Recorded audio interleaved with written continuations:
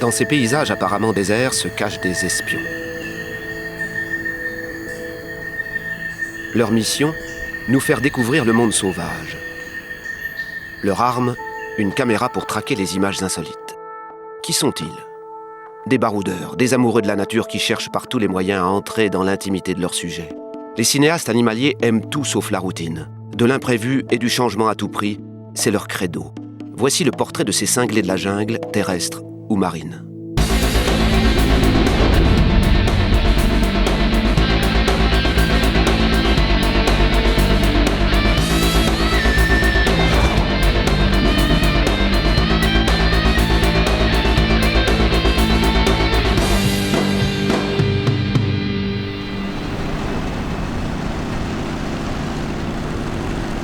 Le chemin qui mène au documentaire animalier n'est pas tout tracé. Il n'existe aucune formation spécifique, mais il y a deux écoles. Soit on est déjà cinéaste et on nourrit une passion pour la nature, soit on est zoologiste et on se voit confier un jour du matériel de tournage pour illustrer une thèse sur le terrain. Dans un cas comme dans l'autre, on sera considéré comme un doudingue qui passe sa vie dans les coins les plus perdus de la planète. Et c'est assez proche de la vérité. Ces énergumènes que sont les cinéastes animaliers ont une étonnante capacité à endurer les pluies torrentielles, les morsures du froid et toutes sortes de conditions impossibles.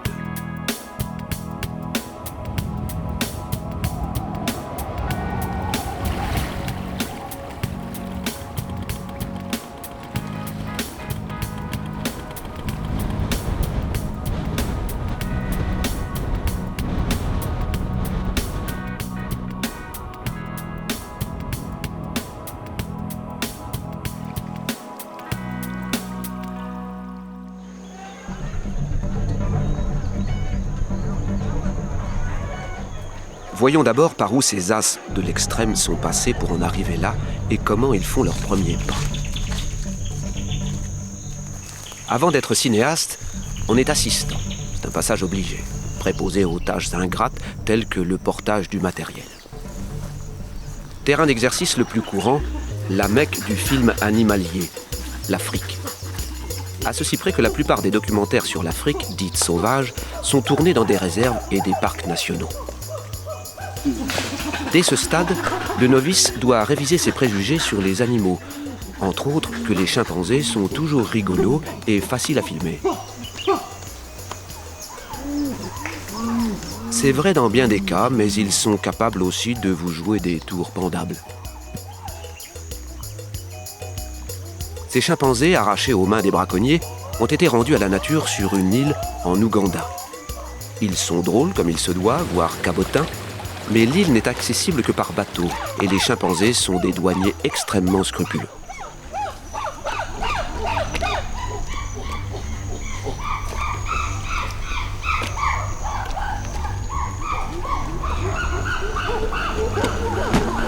Ils font payer à ceux qui viennent les filmer une taxe assez peu conventionnelle.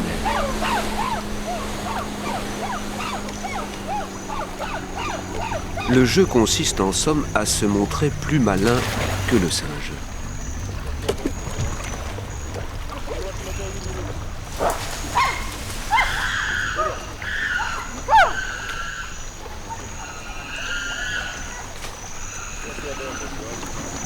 Ayant acquitté leur droit d'entrée, les cinéastes devraient pouvoir filmer. Une fois leur matériel remis en état, bien sûr.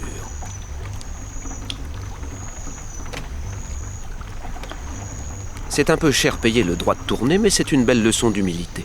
Où qu'il aille, le cinéaste animalier est par définition en terre étrangère et doit se conformer aux coutumes de ceux qui l'habitent.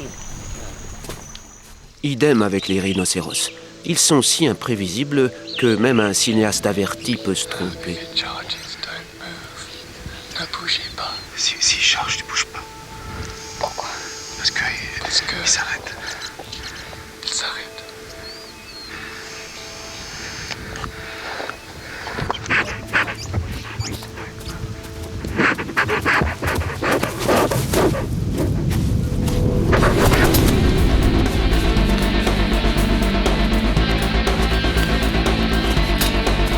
Il s'arrête. Oui, sauf quand il est plus contrarié qu'intrigué.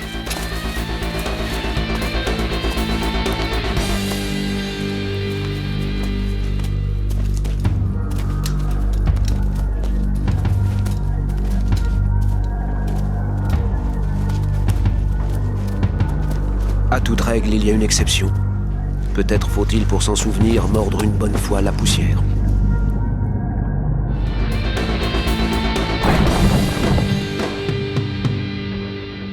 Fin des émotions fortes pour aujourd'hui. De retour au campement, on pourrait souffler un peu. Mais ces lionnes en ont décidé autrement.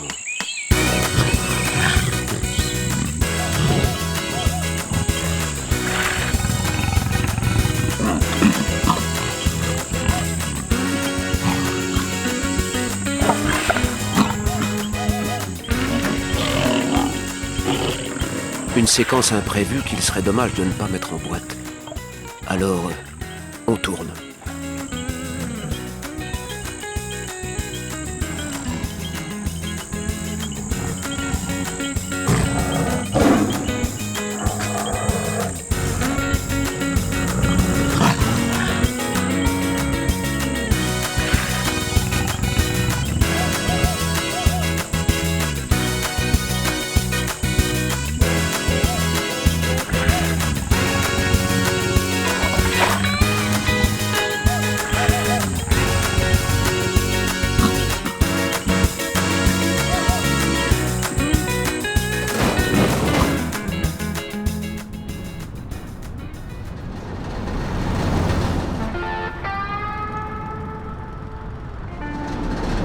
Souvent, le jeune cinéaste animalier fera des heures de route pour finalement rentrer bredouille. Il reviendra à des choses plus élémentaires, telles que faire un film à petit budget avec les moyens du bord.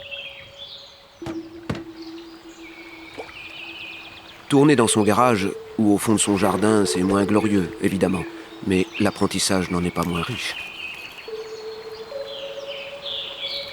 À part les poissons, tout le monde gagne à ce petit manège.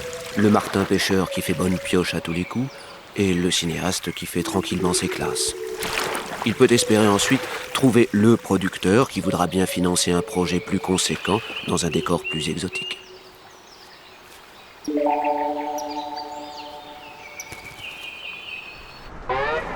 Pour arriver au même résultat dans la nature, le maître mot est anticipation. Il faut connaître l'animal qu'on veut filmer, ses mets préférés et les endroits où il se les procure. Ainsi, pour filmer des goélands, il suffit de se rendre dans un port de pêche. Ils sont toujours en train de tourner autour des chalutiers.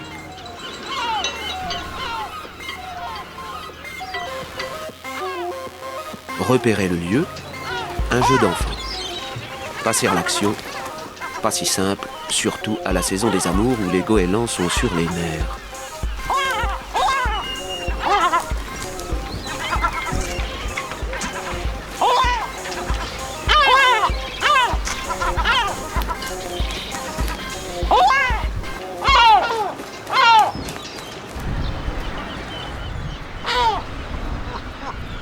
La population des goélands a tellement augmenté dans certains ports qu'ils connaissent une véritable crise du logement. Donc ils sont bien contents de trouver un toit, fût-ce celui du camion de l'équipe de tournage.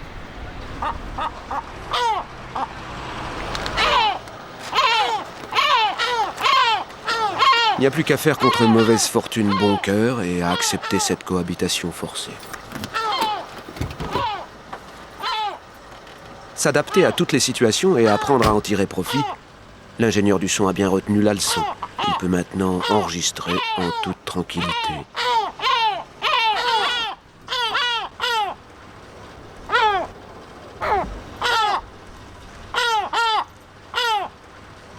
Les goélands sont tout à fait coopératifs cette fois. Un peu trop même. Le son risque de saturer.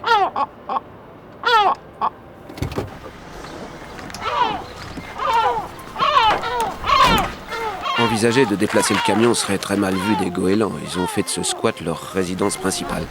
Pour quelques semaines en tout cas. Pas question qu'ils lèvent le camp avant d'avoir élevé leurs oisillons.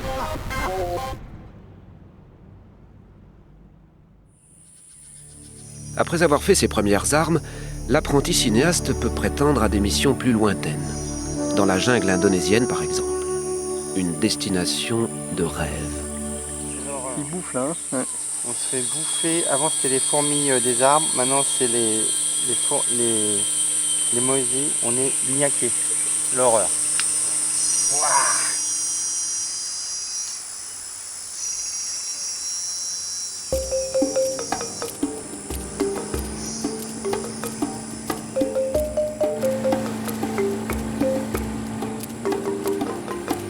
Le bateau paillote est idéal pour saisir sur le vif les orang-outans au bain.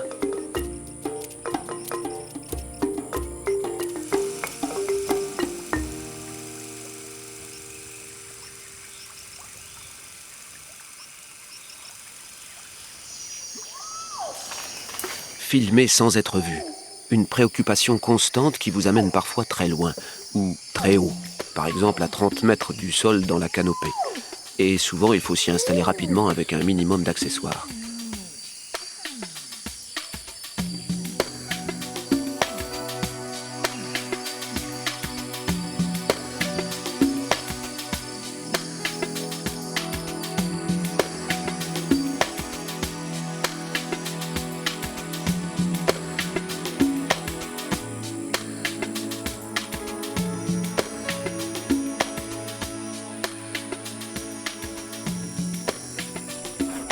Dans les versions plus élaborées, certains concrétisent un rêve de gosse.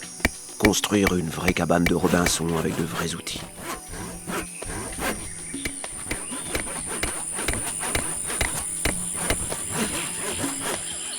On passera ensuite à un genre d'héroïsme encore plus rocambolesque. La plupart du temps, ces cabanes perchées ne serviront qu'une fois pour filmer la séquence clé du documentaire.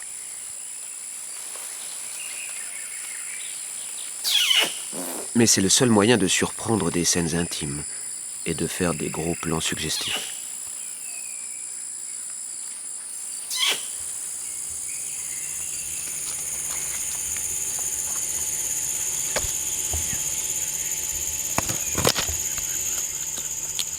Comme on apprend aux acteurs à oublier la présence de la caméra, il faut, pour les besoins du film, habituer les orang-outans à la présence permanente de l'équipe. Aller là où ils vont, dormir là où ils dorment, manger là où ils mangent, et parfois même ce qu'ils mangent.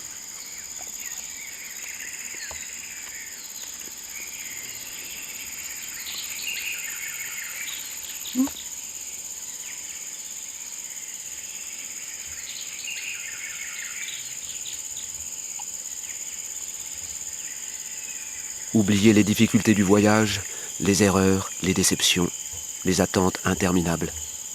Tout cela s'efface quand on arrive à pareil échange.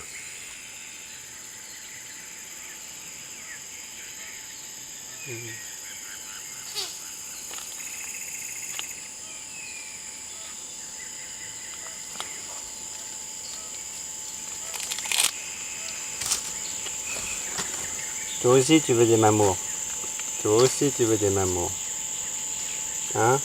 Ton petit frère il veut des mamours.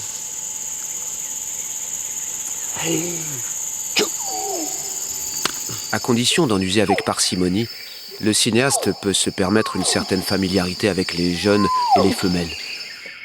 Avec les mâles dominants, l'approche est plus scabreuse.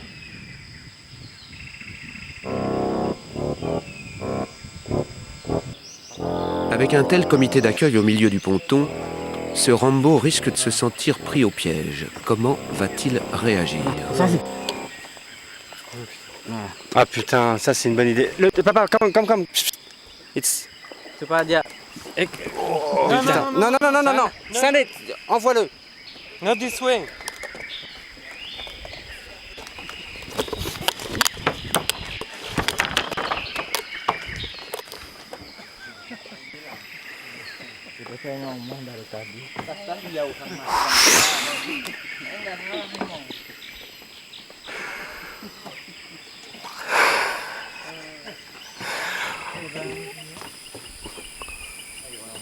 Oh la perche. Oh j'ai le palpitant qui va à 100 000. Ah les bonnes idées. Ah, les bonnes idées.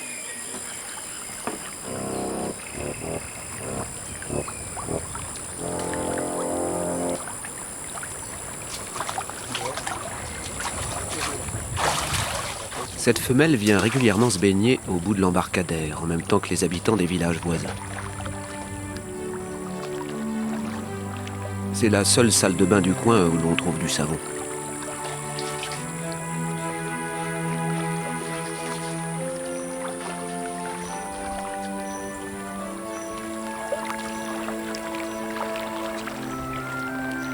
Si l'homme sait faire le singe, force est de constater que la réciproque est vraie. Et c'est bien commode quand on veut filmer.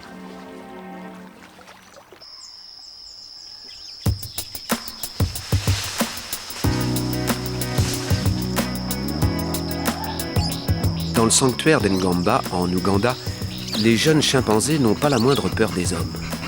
À tel point qu'il est impossible de travailler tant que leur curiosité n'est pas totalement satisfaite.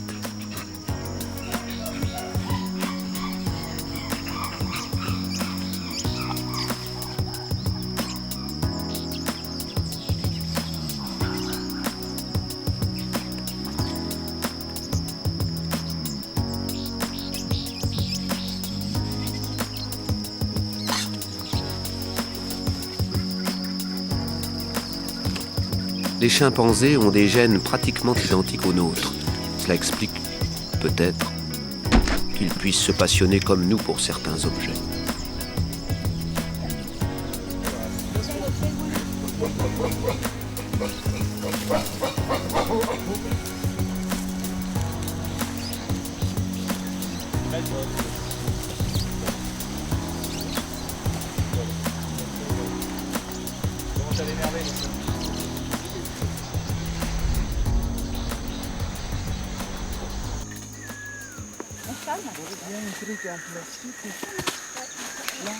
La même passion pour nos plus précieux joujoux et le même intérêt pour cet alter ego, l'Homo sapiens, qui leur ressemble tellement tout en étant si différent.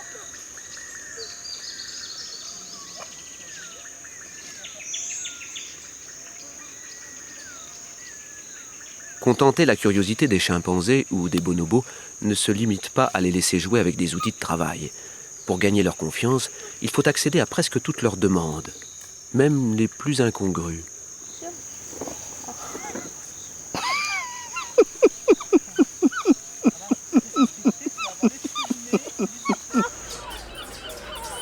Si les chimpanzés n'ont pas froid aux yeux, que dire alors des macaques de Gibraltar ?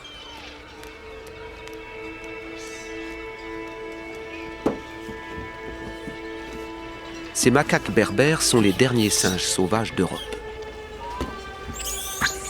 Ils vivent ici sous l'égide de l'armée britannique. On chuchote que leur disparition signifierait la fin de la présence britannique à Gibraltar. Les Anglais auraient donc intérêt à ce que les macaques restent nombreux. Ils traînent en bande au sommet du célèbre rocher et pour les filmer, on est forcé de faire quelques concessions quant à l'usage du matériel.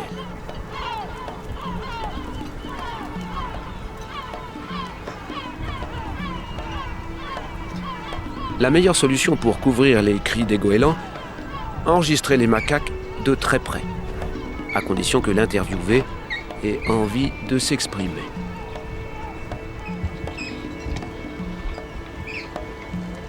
Si vous comptiez en profiter pour faire quelques images, c'est encore raté. Eux ont décidé de vous chercher des poux dans la tête. Je pouvais plus filmer.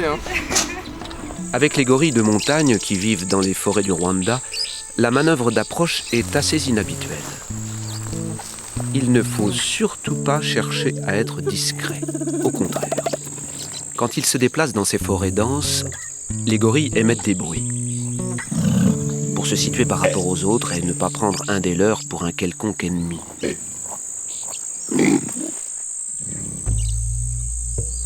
Afin que les gorilles sachent où ils sont, le caméraman et son équipe doivent éructer eux aussi régulièrement.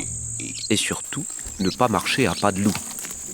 C'est quand on les surprend qu'on risque de se faire charger.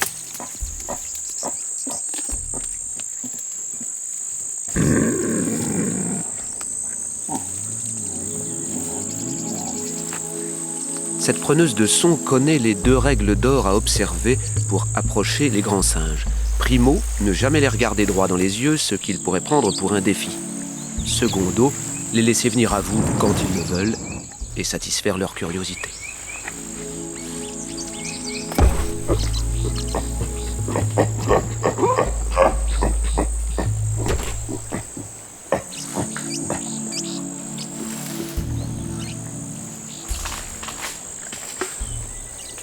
L'intrigante visiteuse ne leur veut pas de mal, ils l'ont compris.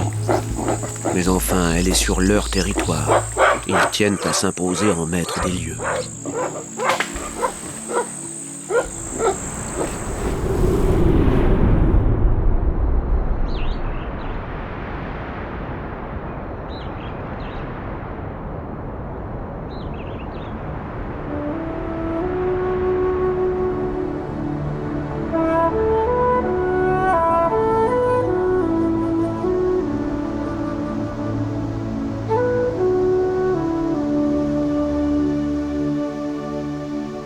Quand on a sillonné une réserve pendant des heures, voire des jours, et qu'on trouve enfin l'animal tant espéré, on a tendance à oublier à quel point il peut être dangereux de l'approcher.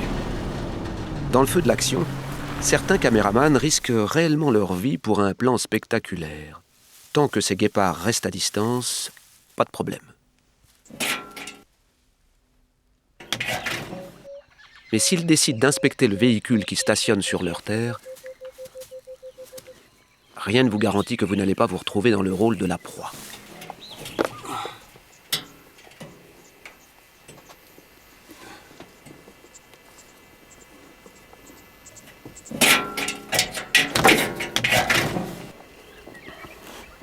Par chance, ce guépard ne cherchait qu'un promontoire pour mieux repérer une proie plus habituelle.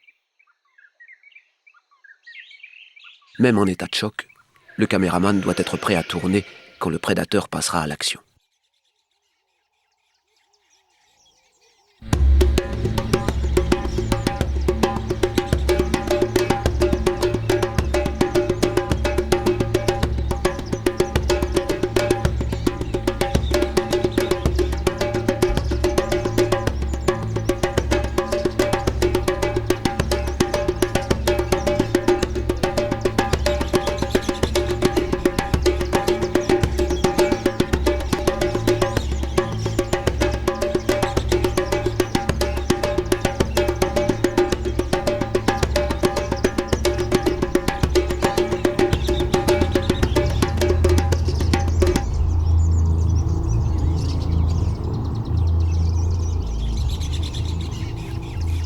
Cette séquence chèrement gagnée sera un des moments forts du film.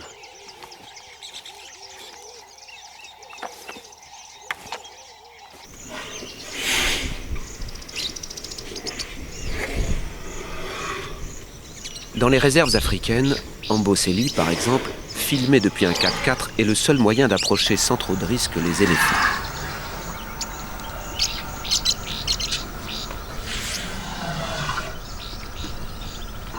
Cette troupe semble assez bien accepter d'être fixée par l'œil de la caméra. Sauf ce petit rebelle qui prétend bouter l'ennemi hors de son pré.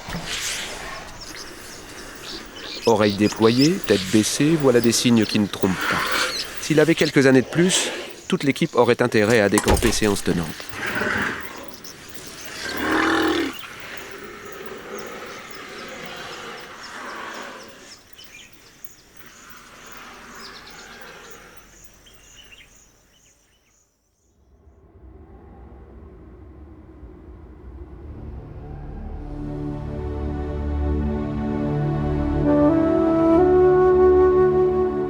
Dans le Grand Nord, on ne peut tourner qu'avec ce bunker ambulant, un Tundra Buggy.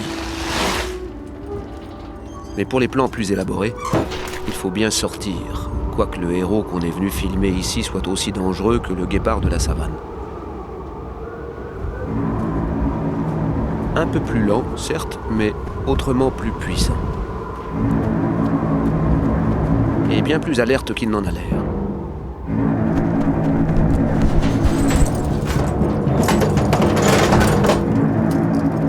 Les ours polaires ont pris l'habitude de venir rôder autour de ces engins, généralement pleins de touristes qui jettent par les fenêtres des restes de nourriture.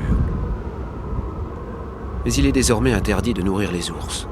Celui-ci repart bredouille, mais plus attentif que jamais aux odeurs de mammifères à sang chaud qui errent dans les parages. En voilà un qui répond à ce critère. Et qui veut bien passer pour une proie si c'est pour la bonne cause. Filmer des gros plans d'ours polaires, mais enfermés dans une cage.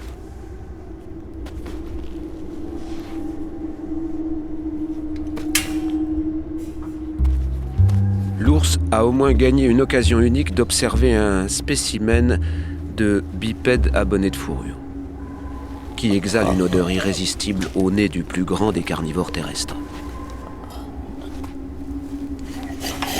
Le caméraman se félicite sûrement de la solidité de cette cage, tellement pratique pour filmer de près. Enfin, pas trop près tout de même. Si l'ours avait la bonté de reculer pour qu'il puisse avoir un plan bien cadré, tant apprécié des téléspectateurs.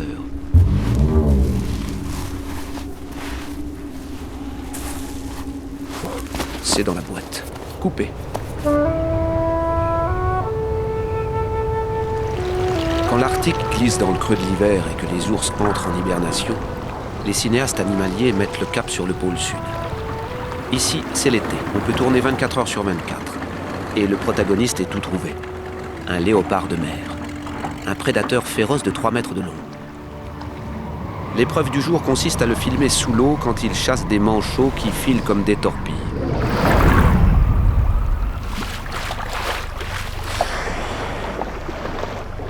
Première solution pour filmer dans ces eaux glacées, la pole cam.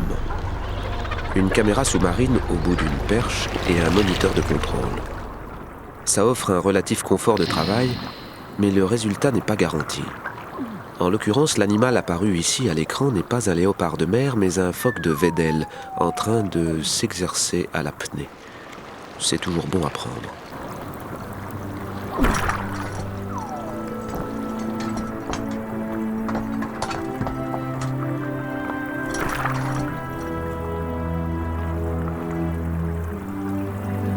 La pole cam, c'est bien pour filmer des animaux qui se déplacent lentement et viennent gentiment se frotter à l'objectif. Mais c'est trop fragile face à un léopard de mer. D'où la deuxième solution, la plus hardie, plonger. Et sans cage pour pouvoir filmer le bolide quand il chasse.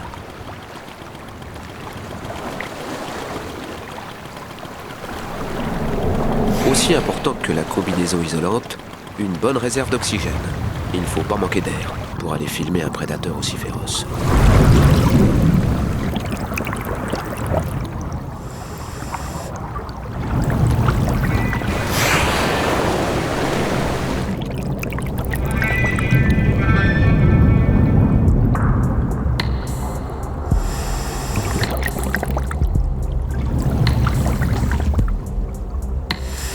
Si vous imaginiez qu'on peut s'ébattre sous l'eau avec un léopard de mer comme avec un dauphin, vous n'y êtes pas du tout. C'est une bête violente et imprévisible.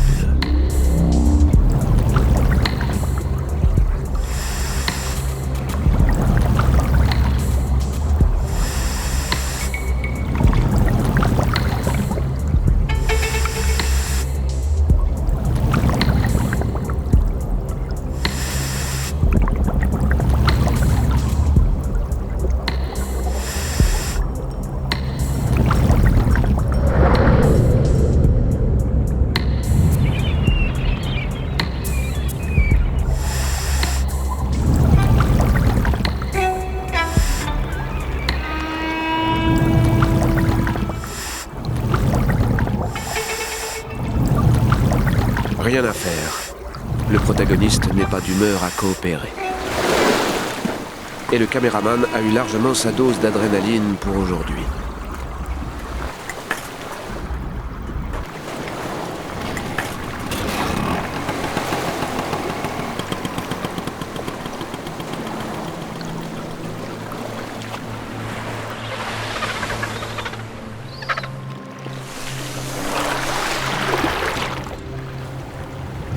Pour que le plongeur puisse filmer tranquillement, il faut que le léopard de mer soit trop occupé pour lui prêter attention. occupé à chasser le manchot, justement.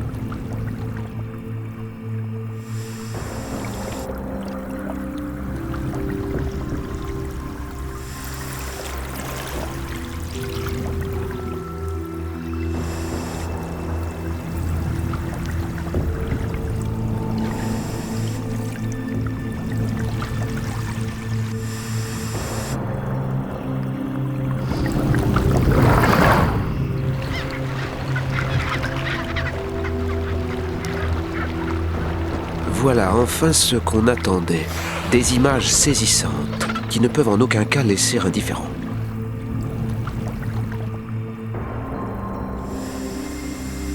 Ce métier vous réserve parfois de drôles de surprises. Loin d'être agressif envers le caméraman, ce léopard de mer lui fait au contraire un cadeau, quelque peu embarrassant.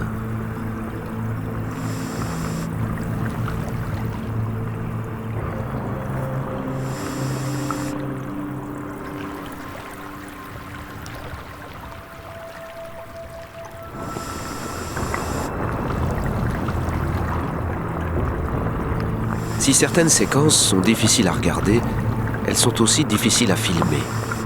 Mais ça fait partie du jeu. Il faut continuer à tourner.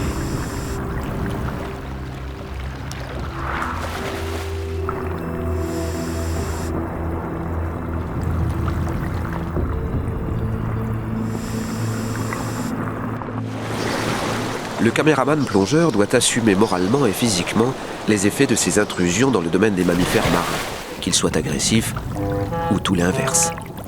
Ici, une rencontre avec un dugong dans l'archipel des Vanuatu. C'est un cousin du lamantin, un mammifère herbivore inoffensif. Celui-ci vit seul depuis que sa mère est morte, et dans son esprit primitif, rien ne ressemble plus à un congénère qu'un plongeur.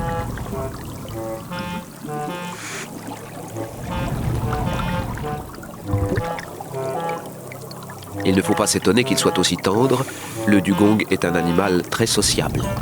Mais là, il devient tout de même un peu trop entreprenant. En vérité, il cherche à s'accoupler.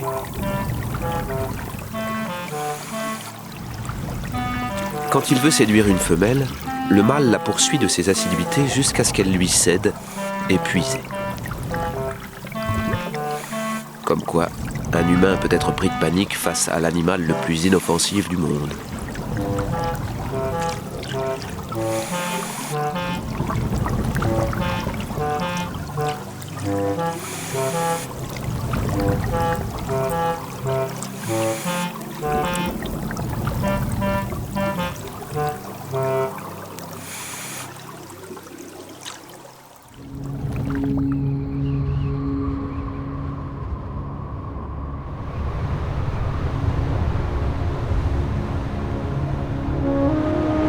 Le train-train pour le cinéaste animalier, c'est de passer de longs mois dans les régions les plus reculées du globe, sous le climat le plus exécrable et dans les pires conditions d'inconfort qui soient.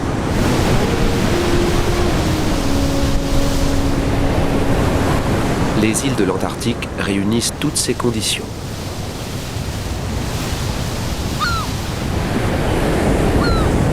Après une semaine en bateau sur une mer déchaînée, accoster est un soulagement. De courte durée, vu ce qui vous attend. Première urgence, installer le campement hors d'eau et y mettre la nourriture en sûreté. Uniquement des conserves et des nouilles, ce sera votre régime pendant au moins 2 mois.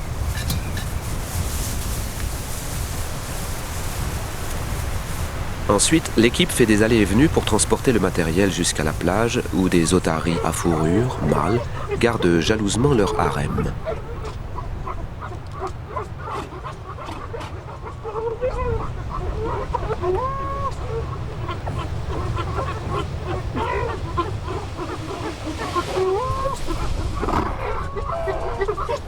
Un bipède, ça a quelque chose d'inquiétant. Un trépied aussi, mais c'est immobile. On peut tenter de se l'approprier. Tout matériel laissé sans surveillance sera difficile à récupérer.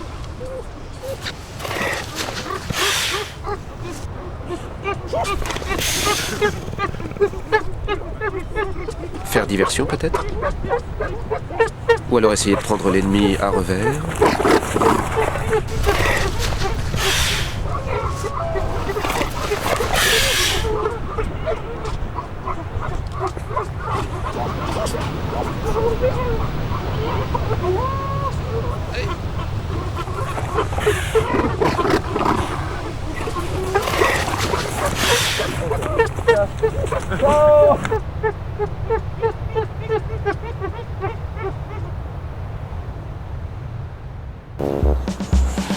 L'Albatros, le grand voilier des mers australes. Superbe en plein vol. Beaucoup moins élégant à l'atterrissage. Et surtout moins précis, car il n'arrive pas toujours à replier à temps ses fameuses ailes de géant.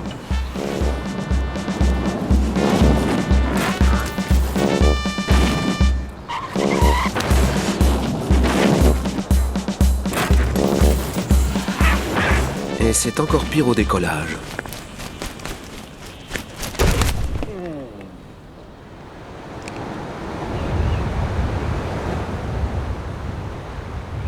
Pour bien faire, il faudrait pouvoir être à la fois en tournage et au campement. Ça permettrait d'éviter les mauvaises surprises comme celles que vous réservent parfois les caracaras, les vandales des terres australes.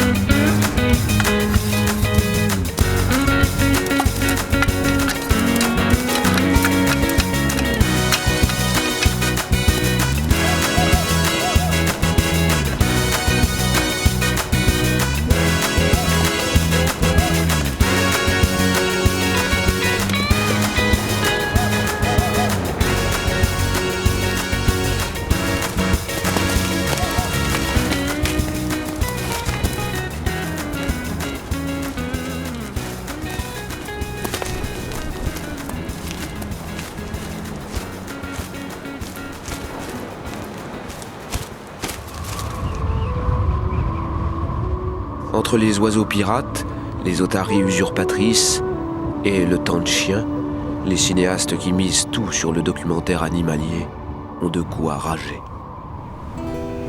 Jusqu'au jour où ils vivent une expérience tellement bouleversante qu'ils oublient tous leurs déboires. En 1988, dans l'archipel de Crozet, des chercheurs tombent sur une jeune orque qui s'est échouée en chassant des éléphants de mer. Aidés par l'équipe de tournage, ils remettent à flot cette petite femelle d'1 tonne.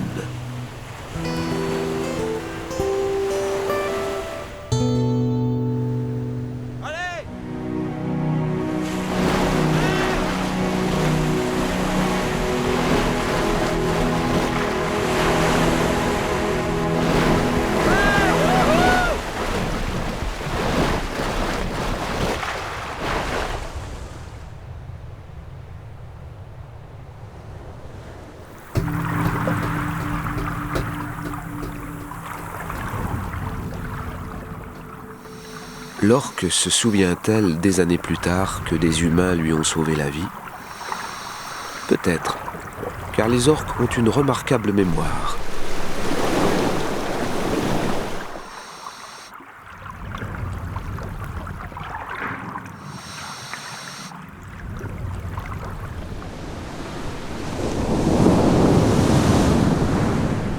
Savoir ce que pensent les animaux, c'est un de nos rêves qu'il faut se garder de prendre pour une réalité. Zoologistes et cinéastes doivent constamment résister à la tentation de croire que les animaux pensent comme nous. Difficile pourtant de ne pas céder un peu à l'anthropomorphisme face à des créatures aussi curieuses et joueuses. Mais il faut garder ses réflexions pour soi, s'en tenir aux faits et continuer à sillonner les océans en quête d'autres expériences.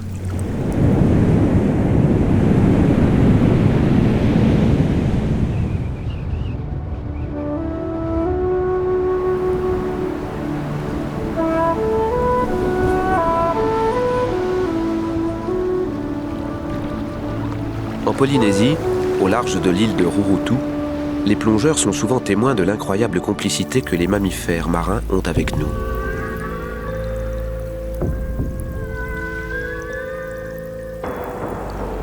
Les baleines ne sont pas dangereuses. On peut nager près d'elles pour filmer leurs déplacements. C'est quand elles sont plusieurs, occupées entre elles, qu'il est sage de garder ses distances pour ne pas se faire bousculer.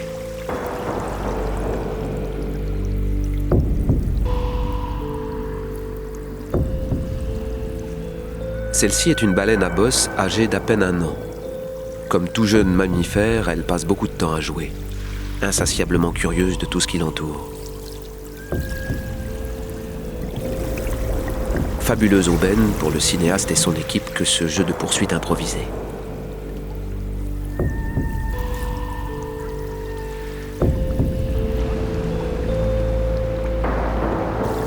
Deux adultes sont venus rejoindre le baleineau. Ne voulant pas se trouver pris au milieu du groupe, le plongeur préfère filmer, pour l'instant, depuis la surface.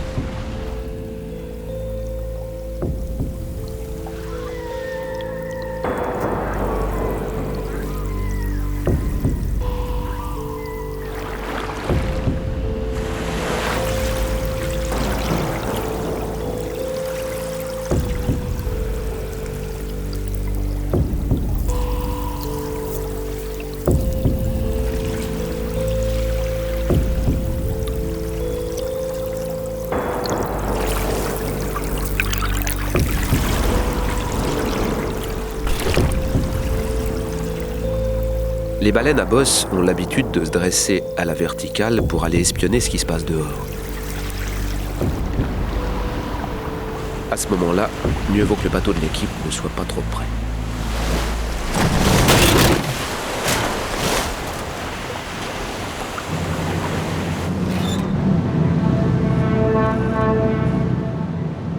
Savoir tenir fermement la barre, c'est la qualité première du pilote qui vous emmène tourner en mer. Surtout pour les séquences d'action, comme ici à Corpus Christi, au large du Texas. And if we venture a little too close there, you might holler at me. We will give you a wider berth. Yes, Skipper, that is a roger. If you encroach too closely on us, we will acknowledge. Thank you much, and safe sailing. Il faut que la vedette aille vite, reste à peu près stable, et tout ça sans risque pour le caméraman qui filme des dauphins Tursiops faisant la course avec un pétrolier géant.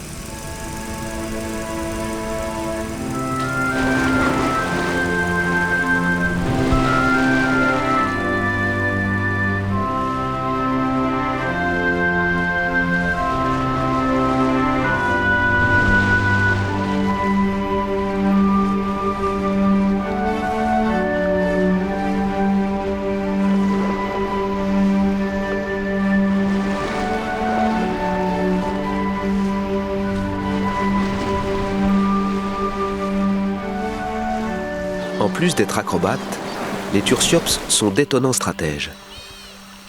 Ici, autour de l'atoll de Rangiroa, dans le Pacifique, leur route croise celle d'un chef opérateur au travail dans une zone où rôdent des requins pointe blanche.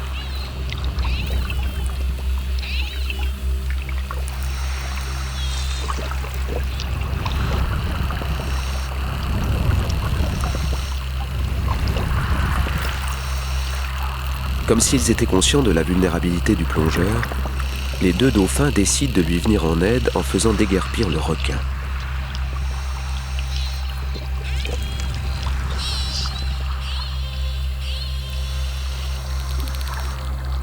En attendant l'arrivée des renforts, les deux dauphins se relaient, l'un remontant respirer à la surface, pendant que l'autre continue à tenir le requin en respect.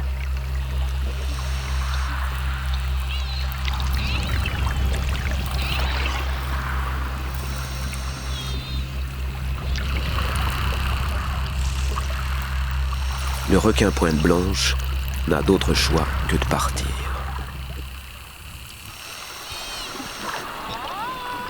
De retour à la surface, les dauphins Tursiops entament une parade de victoire. Ils semblent avoir protégé le plongeur comme ils l'auraient fait pour un des leurs. Mais pourquoi ? Mystère.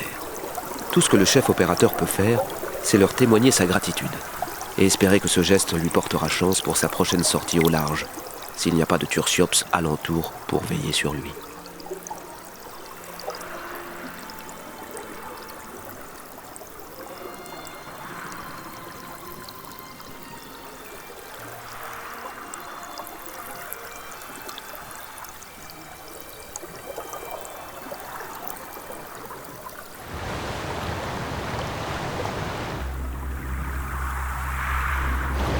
Ce ruban d'huile de baleine à la surface de l'eau est une invitation à un gigantesque festin. Une baleine bleue égarée est venue mourir, on ne sait pourquoi, dans ce lagon de Nouvelle-Calédonie. 18 tonnes de viande et de graisse.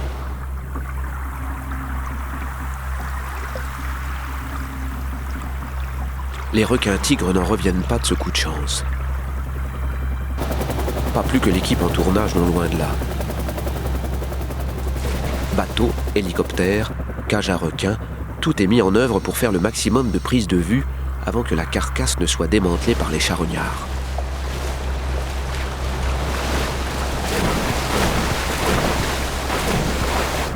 La cage est attachée au bateau par 2 solides écoutes. Reste à filmer, filmer, filmer le plus longtemps possible au milieu de ces goinfres de 4,50 m.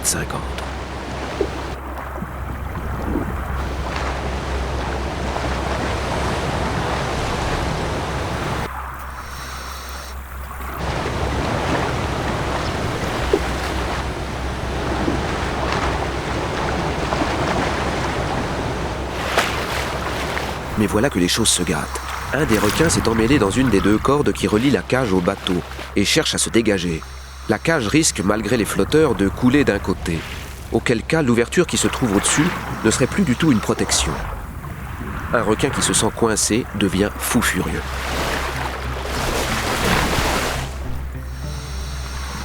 Il faut à tout prix dégager la corde du requin, car en basculant, la cage pourrait faire chavirer le bateau.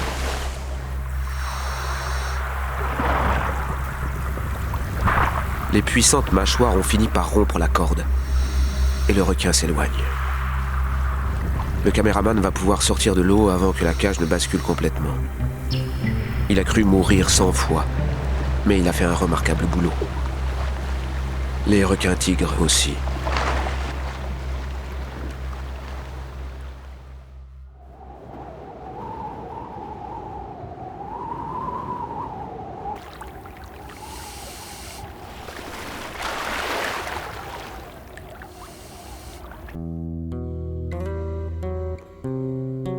Quand on aime, on ne compte pas.